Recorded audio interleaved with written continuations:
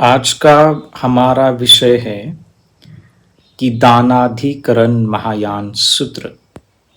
और महायान इसलिए कहा कि ऐसा व्यक्ति कि जो सही में सभी प्राणियों के कल्याण के लिए बुद्धत्व प्राप्ति की इच्छा रखता है, अतः वो बोधिचित्त का अभ्यास करके बोधिसत्व बन के समस्त सत्वों के कल्याण के लिए बुद्धत्व प्राप्त करना चाहता है। और महायान सूत्र इस माने में कि सामने वाले जो श्रावक गण हैं, श्रोतागण हैं, वो बुद्धत्व प्राप्त करना चाहते हैं। वो सभी सत्वों के लिए सम्यक संबोधि प्राप्त करना चाहते हैं, तो इसलिए उसे दानाधिकरण महायान सूत्र कहा गया।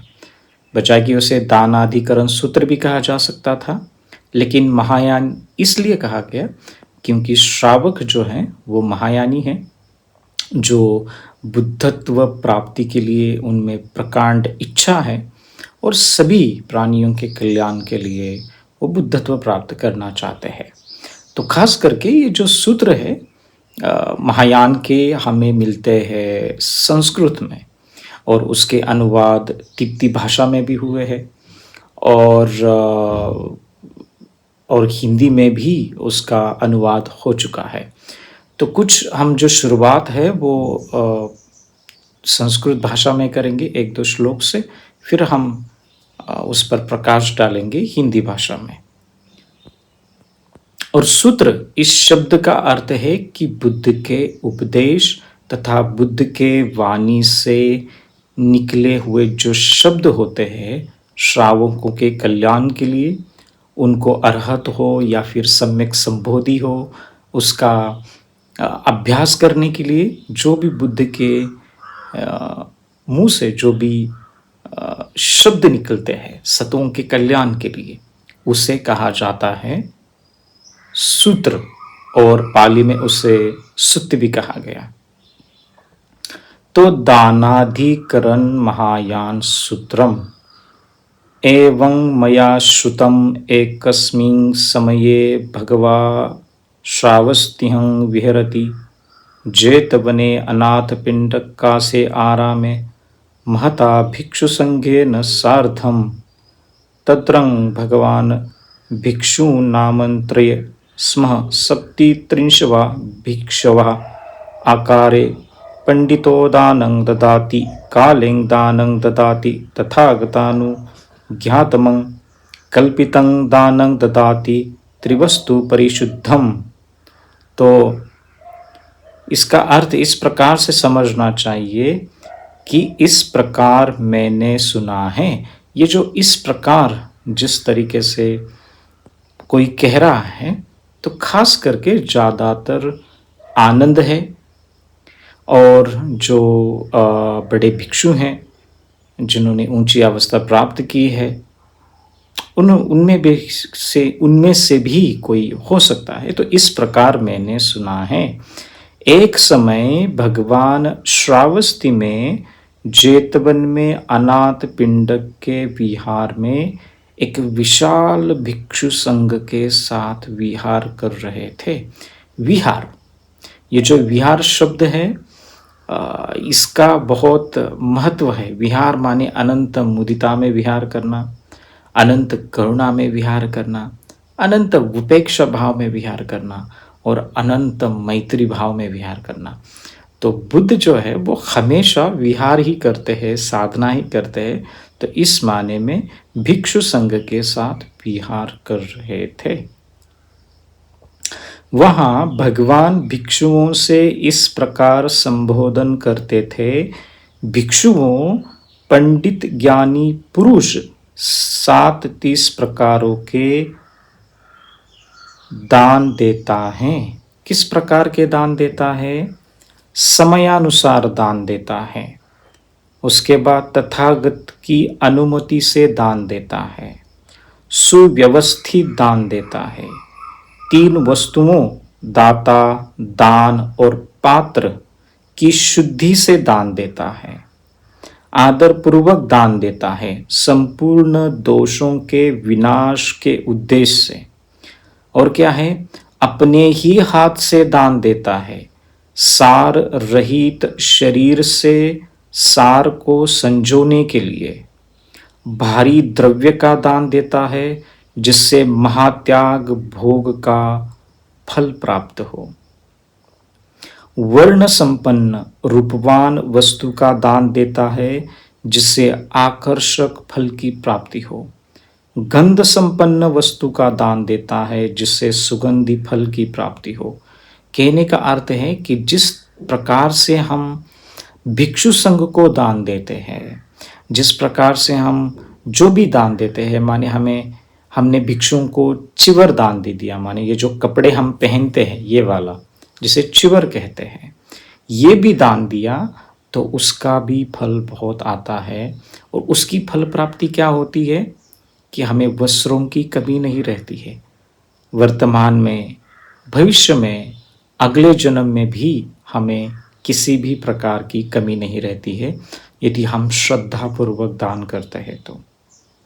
अन्न दान करता है, जिससे भूख प्यास के विनाश का फल प्राप्त होता है। कोई भी व्यक्ति भिक्षुओं को बुला के भिक्षुओं को अन्न दान देता है तो उसे अन्न की कमी नहीं रहती है। आजकल हम देखते हैं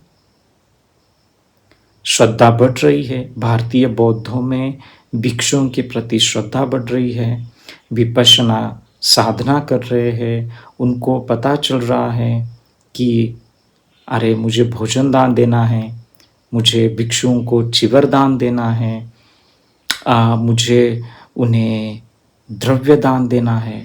ये श्रद्धा बढ़ रही है, अच्छी बात है। लेकिन और भी एक ऐसा वर्ग है कि उनके पास व्यापक रूप से द्रव्य है, व्यापक रूप से संपत्ति है और कहने के लिए बौद्ध है, लेकिन पता नहीं है भिक्षुओं को कैसे दान दिया जाता है। वो पूछते हैं, कभी कभी हम कार्यक्रम में जाते हैं तो पूछते हैं कि भंते जी हम आपको कितना दान दे दे।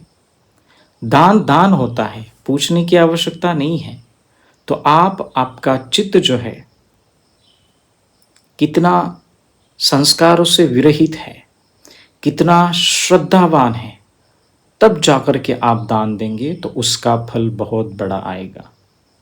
दान देने के बाद पश्चाताप नहीं करना चाहिए। बहुत से लोगों के मन में भी आता है, अरे मैंने इतना नहीं दे दिया, मैंने इतना ही दे दिया, देखो मुझ पे क्या बीती, अरे मेरे पास ज़्यादा पैसा था लेकिन मुझे देना ज़्यादा चाहिए था। कई लोगों के मन में ये भी भाव आता है कि अरे मुझे वहाँ पर ज़्यादा दान देना नहीं चाहिए था। तो पश्चाताप करना, फिर उस दान की क्या महत्ता रही। तो पश्चाताप ना हो, मन में मुदिता जगे। और भिक्षुओं की हालत थोड़ी खराब है भारत में, ठीक से उन्हें दान नहीं मिल रहा है। जो बड़े उपासक है, जिनके पास धन संपत्ति है, वो तो दान करने के लिए आगे आते नहीं है तो बहुत कम है। तो उन्हें समझना चाहिए कि भिक्षु संघ ऐसे ही नहीं बढ़ता, भिक्षु संघ ऐसे हवा में नहीं पलता है कि उनके लिए जड़ी बूटी चाहिए होती है, उनके लिए औषधि चाहिए होती है, उन्हें कुछ तत्काल कुछ समस्या आई स्वास्थ्य की, तो उपासक लोगों ने उनके पीछे खड़े होना चाहिए कि हम आपकी सेवा करेंगे। ये भाव तो हो। ये भाव हमें कहाँ देखने को मिलता है? ये भाव हमें देखने को मिलता है श्रीलंका में, थाईलैंड में, बर्मा में। भारत में बौद्ध बनने के बाद 1956 से लेकर अभी तक हमारी कितनी प्रगति हुई है, हम कितने श्रद्धावान बन गए। हमारा दान विहारों को नहीं, मंदिरों को जाता है। तो ये एक बहुत ही आलोचना करने वाली बात है और एक निंदा की बात भी है। तो इस पे गंभीरता से समझे, खास करके बौद्ध समाज जो खुद को बहुत सो कॉल्ड बौद्ध कहता है, केवल बाबा साहब का ही नाम लेता है, और उनका जो परिवार का उनका जो माहौल होता है वो कुछ अलग ही तरीके का होता है। बाबा साहब का नाम आगे होता है और दान कहीं और जाता है। तो बाबा साहब को क्या ये प्रतीत था? क्या ये उनकी इच्छा थी कि आप मेरा नाम ले लो और भिक्षु संघ की आप सेवा ना करो, और करो भी तो चलो घर में कोई मर गया है, चलो अब इस भंते जी को बुलाते हैं। किस लिए?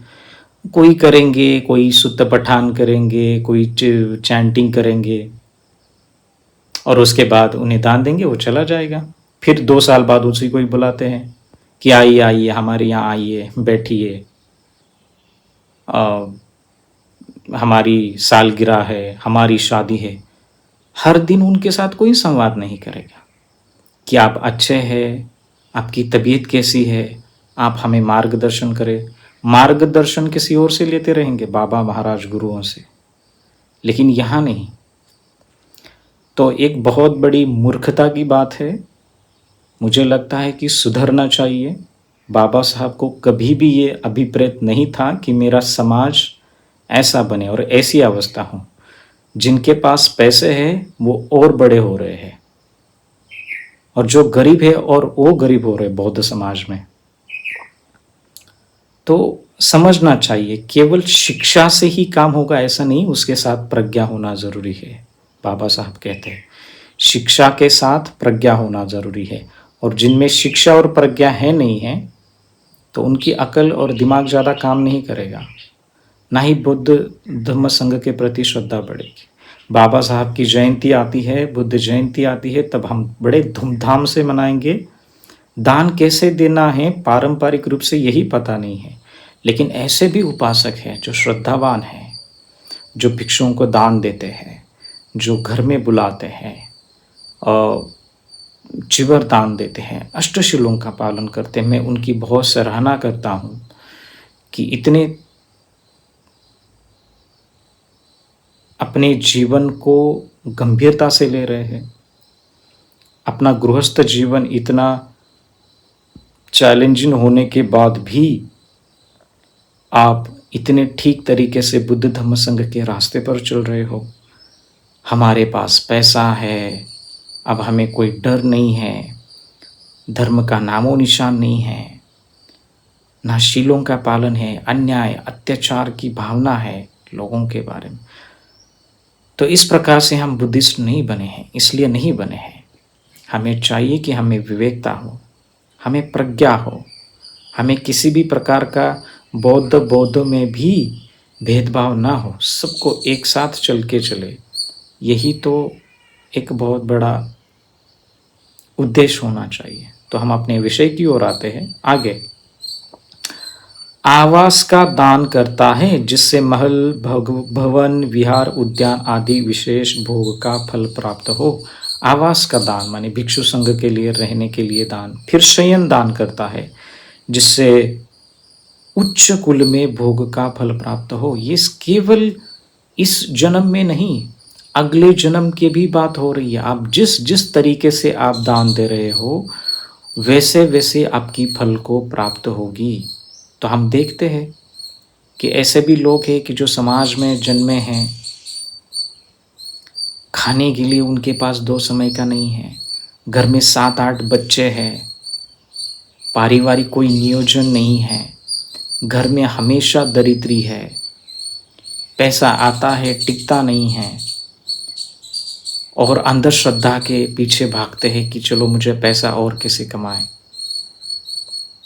मेरा एक मित्र है जिनके पास बहुत धन संपत्ति है, दान तो देते नहीं है, लेकिन वो हमेशा पूछते हैं कि मुझे और ऐसी कुछ चैंटिंग बताइए कि जिससे और मेरे पास धन आए। दान देगा नहीं, लेकिन मुझे और धन आए। घर में जो माहौल है, अशांति ही अशांति है, अंधश्रद्धा ही अंधश्रद्धा है। गाड़ी है, रहने के लिए अच्छा घर है, केवल पैसे के पीछे भागना। पैसे के पीछे भागने से मन शांति नहीं आती है, उसे अंदर भीतर तक हमें उसका सामना करना होता है। आंखें मूंद कर हमें ठीक तरीके से उसको देखना होता है, तब मन शांति आती है। गंध का दान करता है जिससे दिव्यंगत सुख की उत्पत्ति होती है। धूप का दान करता है, छत्र दान करता है जिससे धर्म, ऐश्वर्य, प्रधानता का बल होता है। घंटा दान करता है, घंटा दान जिससे मधुर शब्द और सुर, आपने कभी देखा होगा हम ऐसी बेल बजाते हैं, तो जो बेल हम जो दान करते हैं उसमें भी जो दान किया जाता है उससे वाद्य दान करते हैं। समय पूजा के समय पर वाद्य होता है, डमरू होता है। तथागत चैत्य और तथागत मूर्ति को सुगंधित जल से स्नान कराता है जिससे 53 महापुरुष लक्षण और 80 अनुपूर्व लक्षणों की फल की प्राप्ति होती है। सूत्र का दान करता है जिससे सर्वत्र जातियों में श्रेष्ठ गोलों में उत्पत्ति और सर्वथा प्रिय का फल प्राप्त होता है। 5 प्रकार के श्रेष्ठ द्रव्यों का दान करता है जिससे सर्वत्र महान बल की प्राप्ति होती है। हो सकता है आपको अभी आवाज़ सुनाई देगी, बाहर कुछ पंछी है, बात कर रहे एक दूसरे से, तो थोड़ा हो सकता है कि आपको उनसे थोड़ी परेशानी हो, माइक में उनकी आवाज़ आई हो, तो थोड़ा समता बनाए रखें, उन्हें अपनी बात करने दीजिए। करुणा से प्रेरित होकर दान करता है जिससे महान सुख की प्राप्ति होती है। मुदिता से भी दान देता है, उपेक्षा और विविध रूपों से अलंकृत दान देता है जिससे अनेक बहुरंगी उपभोग की प्राप्त होती है। सर्वस्व त्याग पूर्वक दान देता है जिससे अनुत्तर सम्यक संबोधि की प्राप्त होती है। दान के बहुत फल है। बुद्ध ने इसलिए दान, शील और भावना को, इन 3 चीज़ों को बहुत बड़ा महत्व दिया और बुद्ध ने इन सबसे पहले दान को सामने रखा। ये इसलिए रखा क्योंकि दान है तो तभी तो आगे जाकर भिक्षु संघ बनेगा, तभी तो आगे जाकर किसी एक भिक्षु को यहाँ से उदाहरण से समझे।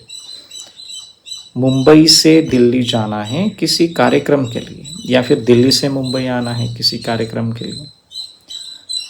अब वो तो आ गए, उन्होंने कार्यक्रम भी कर लिया, जो भी पूजा है जो भी कर ली, और उपासक लोग आते हैं और हाथ में 500, 600, 700 रुपये दे देते हैं। और उसके फ्लाइट का खर्चा क्या हुआ, उसके ट्रेन का क्या हुआ? इतना तो समझ में आना चाहिए कि कोई भिक्षु इतने दूर से आया है तो मेरा कर्तव्य बनता है कि उनकी जड़ी बूटियों के लिए, उनकी औषधियों के लिए उनको कौन देखता होगा? उपासक तो ही है कि वो उनको देखेंगे। हमने ही भिक्षु संघ को पूरी तरह से दुर्लक्षित किया तो उन्हें कौन सहायता करेगा? तो भिक्षु संघ ऐसे ही नहीं बढ़ता है। उपासक, उपासिका और भिक्षु भिक्षुणियों के साथ एक अच्छा संयोग हो, अच्छा वार्तालाप हो, उनमें श्रद्धा उत्पन्न हो, तब जाकर के ये होता है।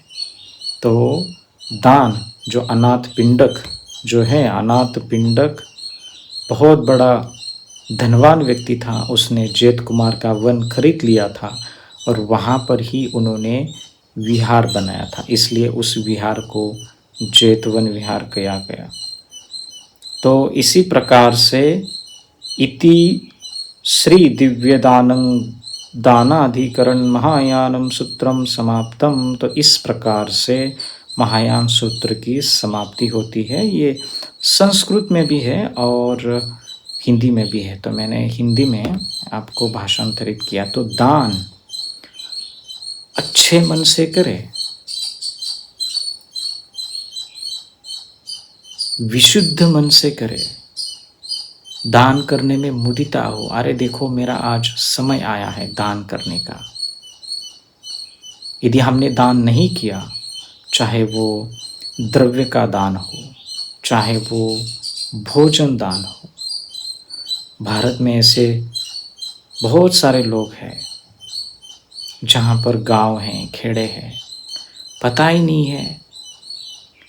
बाबा साहब के फोटो तो घर में लगे हैं, लेकिन पता ही नहीं है कि अभी तक उन्होंने किसी भिक्षु को बुला के उनके साथ कैसे प्रणाम किया जाता है। ये बौद्धों की अवस्था है, उनको पता ही नहीं है। 3 बार त्रिशरण कैसे करते हैं ये भी पता नहीं है।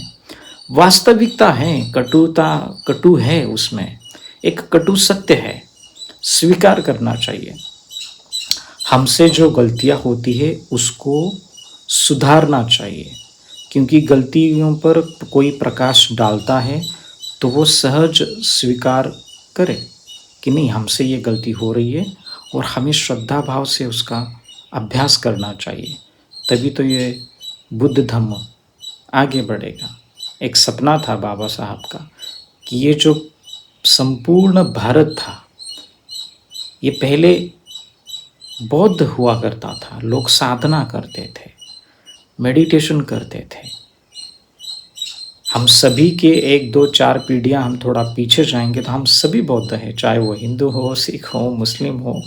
बाद में आगे जाकर के बहुत सारी चीज़ें बदल गई, लोगों ने अपने अपने धर्म को बदल दिया, कोई इस धर्म से उस धर्म में गए। लेकिन ये संपूर्ण भारत जो है वो बौद्धमय था और उनका सपना था कि फिर से इस भारत को बौद्धमय करना है। उसके लिए कैसा होगा, उसके लिए क्या करना होगा? हम एक विपश्ची साधक है, हम ध्यान करने वाले एक पुरुष है, ध्यान करने वाले एक महिला है। तो हमारा एक कर्तव्य बनता है। क्या कर्तव्य बनता है? कि भिक्षु संघ की ठीक से सेवा करें। वही ऐसे एक कल्याण मित्र है कि वो हमें एक सच्चा रास्ता बताते हैं। कई लोग कहेंगे कि नहीं, हम ये भी करेंगे और वो भी करेंगे, हम बुद्ध को भी मानेंगे और हमारा दान कहीं और भी जाएगा, हमारे किचन में और कई अलग देवी देवता हैं, हम उनको भी मानेंगे। तो ठीक से नहीं है। आपका जो शरण गमन है वो शुद्ध नहीं है, और जो शुद्ध नहीं है वहाँ पर दूषित तरंगे होती है, और दूषित तरंगे होती है तो झगड़ा होता है घर में, झगड़ा फसाद एक दूसरे से बनती नहीं है, घर में धन है, संपत्ति है, मानसिक शांति नहीं है, हमेशा दिमाग में कुछ ना कुछ नकारात्मक विचार चलते हैं। और हम समाज को दिखाते हैं कि देखो मेरे पास इतना है। इंस्टाग्राम फेसबुक पे हम फ़ोटो अपलोड करते हैं कि देखो मेरे पास इतना है, मेरे पास सुंदर पत्नी है, मेरे पास एक अच्छी गाड़ी है, मेरे पास एक अच्छा घर है, बंगला है। ये दिखाने के लिए एक दिखावा करते हैं, लेकिन भीतर की जो सच्चाई है, एक वास्तविकता है घर की, वो अलग होती है। तो कभी भी ऐसे ना करें, श्रद्धापूर्वक दान करें। जितना हो सके, यदि मैं 100 रुपये कमा रहा हूँ तो 100 में से मुझे 20 या 10 रुपये दान देना ही चाहिए। मैं 1000 रुपये कमा रहा हूँ तो मुझे 100-200 रुपये दान देना ही चाहिए। अपने अपने जितनी जितनी हमारी यथाशक्ति है, जितना हम कमा रहे हैं उतने से 1 या 2% हमें दान देना ही चाहिए कम से कम। अधिक दिया तो अच्छी बात है, लेकिन देना चाहिए। और देने की भावना भी ऐसी हो कि मैंने बुद्ध धम्म संघ को दान किया है, और आपका दान जो है वो एक सही जगह पर जाता है जो आपके कल्याण के लिए, और आपकी जो फल प्राप्ति होती है आगे वो भी अच्छी होती है। ये है दानाधिकरण महायान सूत्र। तो आशा करता हूँ कि आप इस सूत्र को अच्छे से हृदयगम करेंगे, इस पर विचार करेंगे और इस पर बहुत गंभीरता से इसका अभ्यास भी करेंगे। नमो बुद्धाय।